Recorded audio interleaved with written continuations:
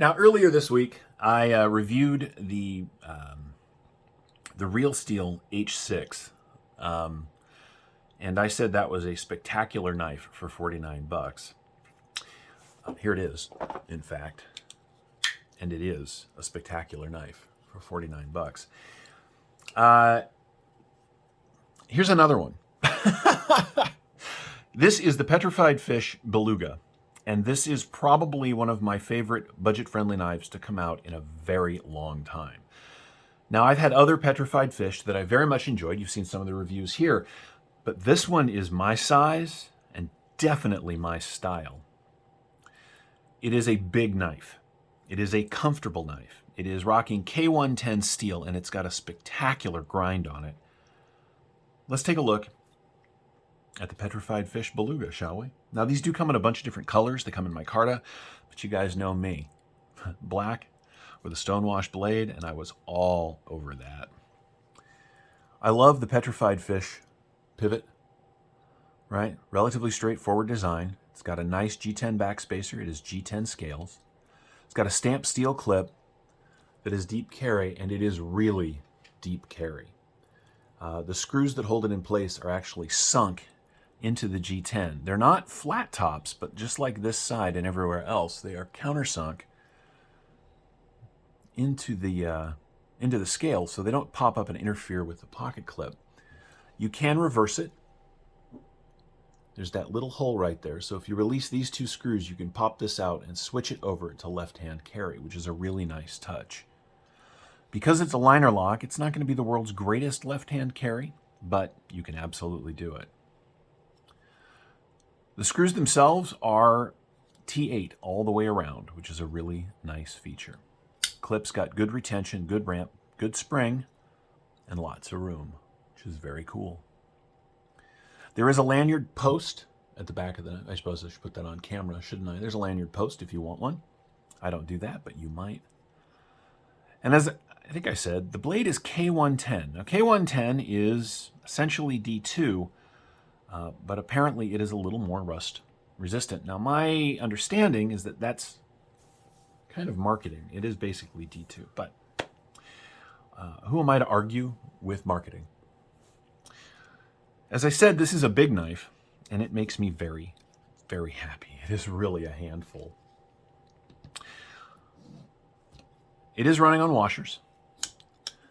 It is a front flipper, and it has this fuller that runs the length of the blade that you can very easily flick the blade. The front flipper works beautifully as well, if you're into that sort of thing. I flick this thing almost exclusively, because why wouldn't you?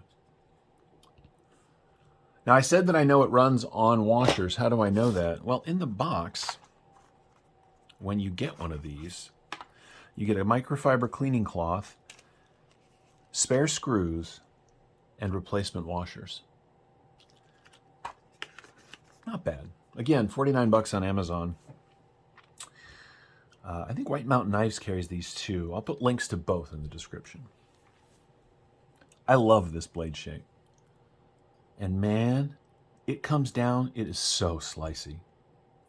It really is. It's also very cool looking. They have done a fantastic job with this. It's very straightforward, but beautiful just the same. Now, over on the Bees channel, Bees Blades, he mentioned that the blade's kind of a dad bod shape. I'm not going to argue. It's got a little bit of a gut. But that belly means this thing is so good for all of your cutting needs. It's got enough tip on it right there that if you needed to give somebody a little prod, as I like to say, or you needed to push into the material before you cut it, it would do that quite well. The tip is thin without being fragile. And it is, as I said, really sharp. It's got beautiful stonewashing on it. Now it's basically a high flat grind, right? Not quite full. There's a little bit of a flat here that's given way to the fuller. But you've got more than an inch of blade from the bottom of this fuller down to the edge of the blade to the secondary bevel. It's got a very nice, thin secondary bevel that is even on both sides all the way up the knife. No smile at the tail down here by the plunge. It's got a little bit of a sharpening choil. It's got some jimping back here, but it's soft. I mean, it's there, but whatever.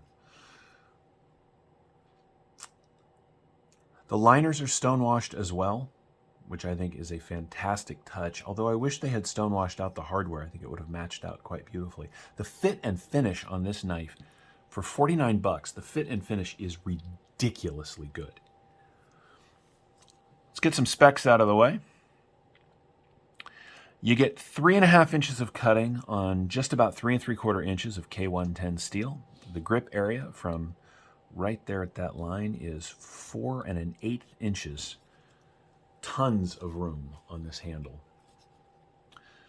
The overall length of this knife from end to end, including the pocket clip, which extends a little bit past the knife, is just over 8 1/4.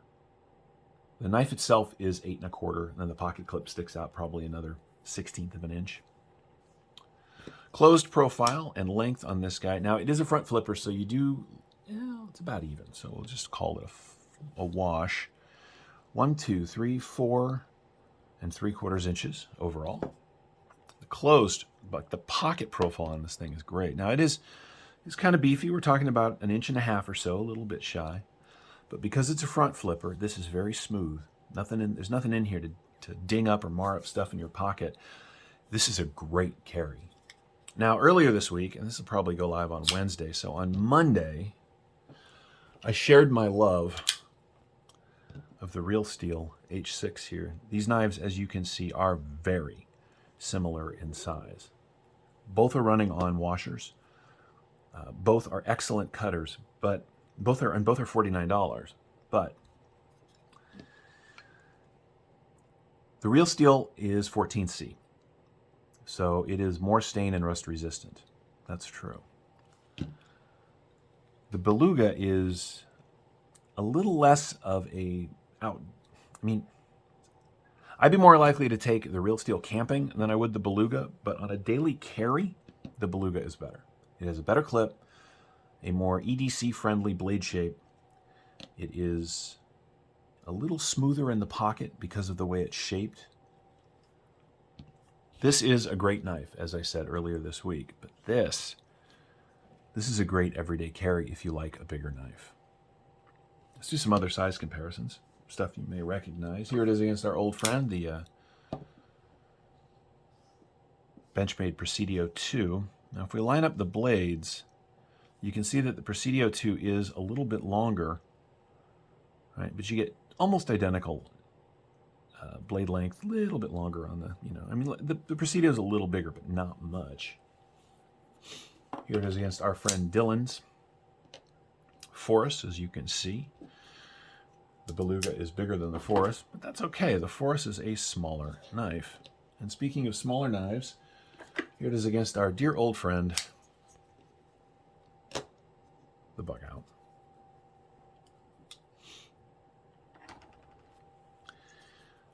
I have a list of knives that I recommend to people. It grows and shrinks depending on what's available. The Beluga is absolutely the petrified fish that I would recommend to people. I've had other PF knives that are very good, but this thing is something special. Now, they do sell this in other blade steels. I think there is a 14C option, at least there used to be, and I think there's a straight D2 version as well. So, find what you can find. For now, at least the ones that I can find online are in the K110. This is a really nice knife.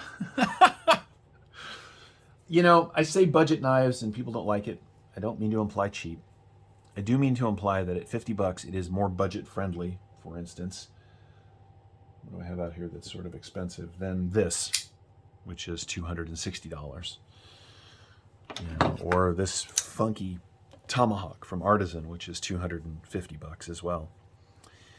Or, take your pick, right? At $50, it is a reasonably priced knife in good materials, well designed, and attractive. And I think that's a total win. Let's go ahead and weigh it out, just because I'm curious at this point.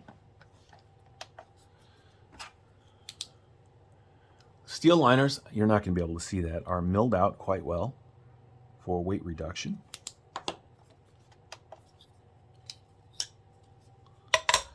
And we're coming in at 5.5 ounces, which is not an insignificant amount of weight. I think that the real steel here was 5.6. Yeah, right. So it's basically the same weight as the real steel. The CJRB Centros, this one happens to be an S35VN by way of comparison, comes in at 3.6. Right? So, you know.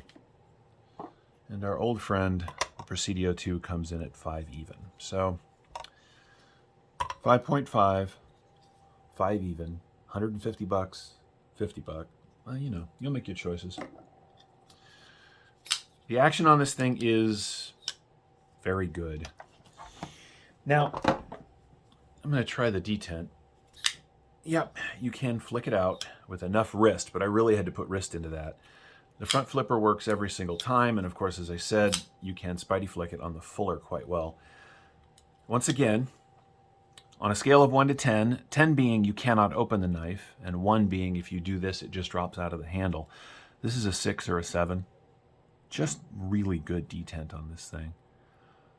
I'm actually really, really into Petrified fish knives. They got some funky designs, and, you know, in a world of, you know, $20 Sativians, more on that coming later,